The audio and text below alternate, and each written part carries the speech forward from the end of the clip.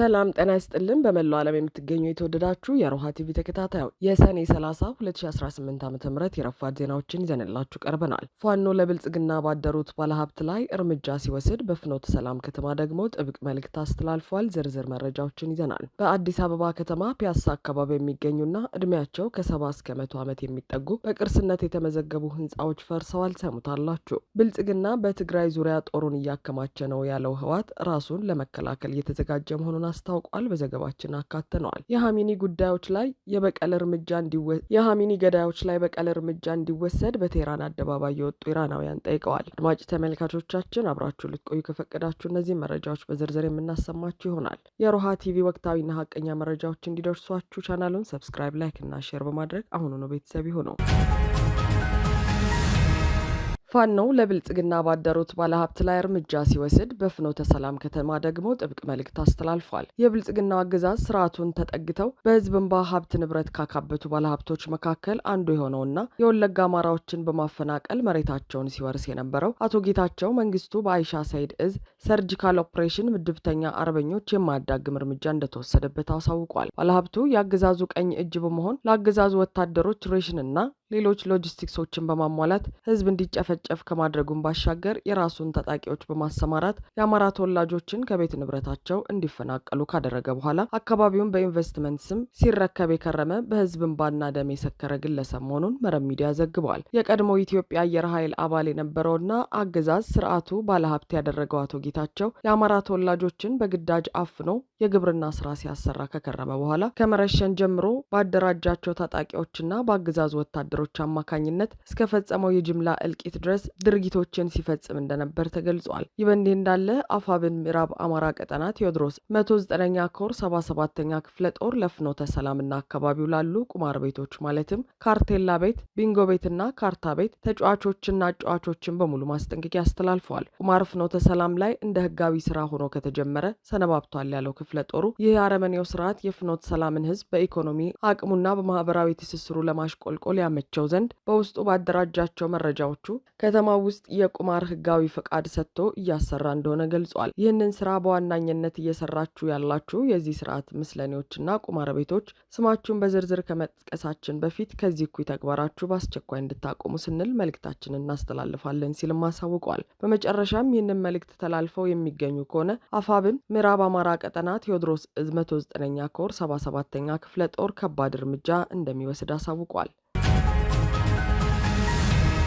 ብልጽግና በትግራይ ዙሪያ ጦሩን እያከማቸ ነው ያለው ህወሓት ራሱን ለመከላከል እየተዘጋጀ መሆኑን አስታወቀ። ህወሓት ባወጣው ሳምንታዊ ፖለቲካ መግለጫ በብልጽግናው መንግስትና በአብይ አህመድ ላይ እጅግ ከባድ የሆኑ ወታደራዊና ፖለቲካዊ ክሶችን ሰንዝሯል። ድርጅቱ የአቅም ግንባታ ለትግራይ ህዝብ ህልውና መረጋገጥ በሚል ርዕስ ባወጣው በዚህ መግለጫ አብይ አህመድን አምባገነንና የዘር ማጥፋት ፈጻሚ ሲል በግልጽ የጠራቸው ሲሆን የፌዴራል መንግስቱ የሰላም አማራጮችን በሙሉ በመዝጋት በትግራይ ዙሪያ ጦሩን እያከማቸና አዲስ አፋዛሽ ግጭት ለመቀስቀስ እየተዘጋጀ ነው ሲል ከሷል። የትግራይ ህዝብ ከፊቱ ከተደቀነው አደጋ ራሱን የመከላከል ተፈጥሯዊ መብት እንዳለው የጠቆመው ህወሓት ይህንን መብት በተግባር ማረጋገጥ የሚቻለው የክልሉን ወታደራዊ፣ ኢኮኖሚያዊና ብሔራዊ ተቋማዊ አቅም ይበልጥ ማጠናከር ሲቻል ብቻ እንደሆነ አሳስበዋል። አያይዘውም የፌዴራል መንግስቱ የትግራይን አቅም ለመሸርሸር ጥቂት በጥቅም የተደለሉና የተደናገሩ ከዳተኛ ተጋሮችን በባንዳነት እያሰማራ የስም ማጥፋትና ተቋማትን የማፍረስ ሰፊ ዘመቻ እያካሄደ መሆኑን የገለጸው መግለጫው እነዚህ ግለሰቦች በታሪካቸው ጥቁር ጠባሳ እየጣሉ መሆናቸውንና ከህግና ከሞራል ተጠያቂነት እንደማያመልጡ አስጠንቅቋል። በመጨረሻም የትግራይ ህዝብ የውስጥና የውጭ ስራዎችን በማክሸፍ ሉዓላዊነቱን ለማስከበር የተያዙ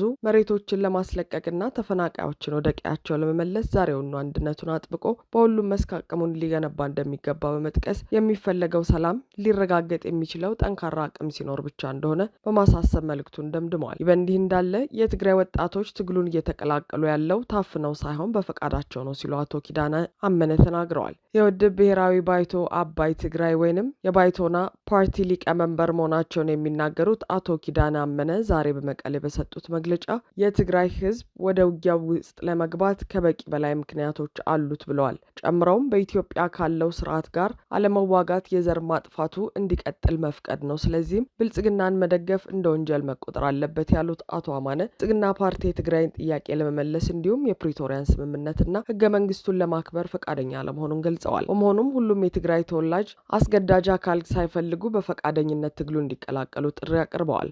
አቶ አመነ በማስከተልም የትግራይ ወጣቶች ትግሉን እየተቀላቀሉ ያለው ታፍናው ሳይሆን በፈቃዳቸው ነው ያሉ ሲሆን ህዝቡ የትግራይን ጋሻ እንዲያጠናክርና የጠላቶችን ፕሮፓጋንዳ እንዳይሰማ አሳስበዋል። ጨምሮም የብልጽግናን አየር የሚተነፍሱ አንዳንድ ፓርቲዎች ወጣቱ ትግራይን ለቆ እንዲወጣ በማድረግ ተጠያቂ ናቸው። የትግራይን የግዛት አንድነት ለማረጋገጥና ተፈናቃዮችን ለመመለስ የማይታገል ትግራዋይ ሊኖር አይገባም በማለት ገልጸዋል።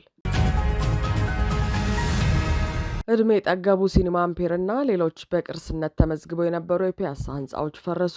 በአዲስ አበባ ከተማ ፒያሳ አካባቢ የሚገኙና እድሜያቸው ከ70 እስከ 100 ዓመት የሚጠጉ በቅርስነት የተመዘገቡ ህንፃዎች ፈርሰዋል። ሆኖም የቅርስ ጥናትና ጥበቃ ባለስልጣን የተባለው የብልጽግና ተቋም በበኩሉ ሲኒማ አምፔርን ጨምሮ የፈረሱት ህንፃዎች የቅርስ መመዘኛ መስፈርቶችን የሚያሟሉ አይደሉም ብሏል። በመዲናዊቱ አራዳ ክፍለ ከተማ ከፈረሱ ህንፃዎች መካከል ሸዋ ሆቴል፣ በስተኋላ ላይ ወደ ሄርሞን ሆቴል የተለወጠው የአፄ ኃይለ ሥላሴ በጎ አድራጎት ድርጅት ህንፃ እንዲሁም ቢያድግልኝ ሆቴል ይገኙበታል። ትናንት ሰኞ ሰኔ 29 2018 ዓ.ም ረፋድ ላይ ህንፃዎቹ ሙሉ በሙሉ ፈርሰው ዙሪያቸው በአረንጓዴ ቆርቆሮ መታጠር መጀመሩን ተመልክቻለሁ ሲል የኢትዮጵያ ኢንሳይደር ዘግበዋል። ከነዚህም በተጨማሪ የወርቅ የልብስና የህንፃ መሳሪያዎች መሸጫ ሱቆችን ፈርሰዋል። ህንፃዎቹ የፈረሱት ከሁለት ቀናት በፊት ቅዳሜ ሰኔ 27 2018 እንደሆነ የዓይን እማኞችና በአካባቢው ሱቆች የነበራቸው ባለቤቶች ተናግረዋል። ከፈረሱት ወርቅ ቤቶች በአንዱ የሚሰሩ ግለሰብ እርሳቸው የሚሰሩበት መሸጫ ሱቅ የሚገኝበት ሸዋ ሆቴል በመባል የሚታወቀው ህንፃ እንደሚፈርስ ከአንድ ወር በፊት ተነግሯቸው እንደነበር ገልጸዋል።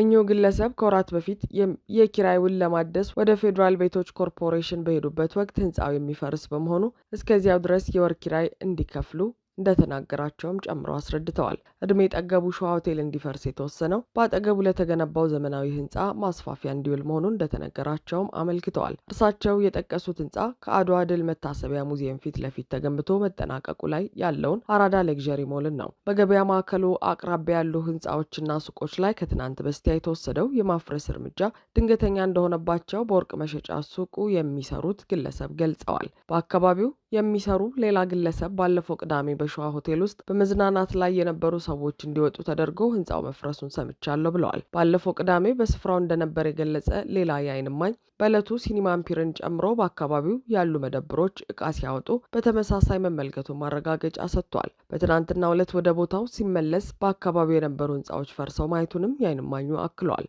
በሳምንቱ መጨረሻ በህንፃዎቹ ላይ የተካሄደው የማፍረስ እርምጃ ከ2 ዓመት በፊት በፒያሳና በ4 ኪሎ አካባቢዎች በርካታ የንግድ ሱቆችና የመኖሪያ ቤቶች እንዲፈርሱ ካደረገው የኮሪደር ልማት ፕሮጀክት ወዲህ ለመጀመሪያ ጊዜ የተደረገ ነው። በወቅቱ በአካባቢው በቅርስነት ተመዝግበው የነበሩ ህንፃዎች መፍረሳቸው ከስነ ህንፃ ባለሙያዎችና ከቅርስ ተቆርቋሪዎች ከፍተኛ ትችት አስከትሎ ነበር። የአዲስ አበባ ከተማ ከንቲባ አዳነች አቤቤ በወቅቱ በሰጡት መግለጫ እነ ሲኒማ ኢትዮጵያ፣ እነ ሲኒማ አምፒርን እና ሀገር ፍቅርን፣ ሲቲ ኮንቬንሽንን፣ የነ ሀብተ ጊዮርጊስ ዲነግዴን ቤት፣ የቀድሞ ማዘጋጃ ቤትን እነኚህንና የመሳሰሉትን ባሉበት ነው የምናድሰው። እዚህ አካባቢ ሲኒማ ሲያይ የነበረው በጎልማሳነትም ሆነ በእርጅና እድሜ ውስጥ ያለው የዛሬ ወጣትም ይገኝበታል። ይህንን በምንም አይነት ማህበረሰባችንን አናሳጣም። የበለጠ ሳቢ ዘመኑን የሚመጥን አድርገን አድሰን በቅርብ ቀን ለአገልግሎት ክፍት የምናደርጋቸው ነው የሚሆኑት ሲሉ ተደምጠው ነበር። ሆኖም ከከንቲባዋ መግለጫ 1 ዓመት ከ3 ወራት በኋላ በ1920 ዓ.ም የተገነባው እና ሲኒማ አምፒር ያለበት ህንፃ እንዲፈርስ ተደርጓል። ሲኒማ አምፒር የሚገኝበትና ስቴሪዮ ክለብ በሚል ስም የሚታወቀው ህንፃ የአዲስ አበባ ባህልና ቱሪዝም ቢሮ የቅርስ ቤት በሚል ከመዘገባቸው መካከል ይገኝበታል። አብይ አህመድ ከቀናት በፊት በሰጡት ቃለ መጠይቅ ላይ ቅርስ እንጠግናለን እንጂ አናፈርስም ሲሉ ተደምጠው ነበር። ይህም አብይም ሆነ አዳነች አቤቤ ራሳቸውን ቃል ጭምር የሚክዱ ሰዎች መሆናቸውን የሚያመላክት ነው። አስመልሳለን። ቅርስ እኛ የምናስመልስ የምንጠብቅ ነን እንጂ የምናፈርስ አይደለንም።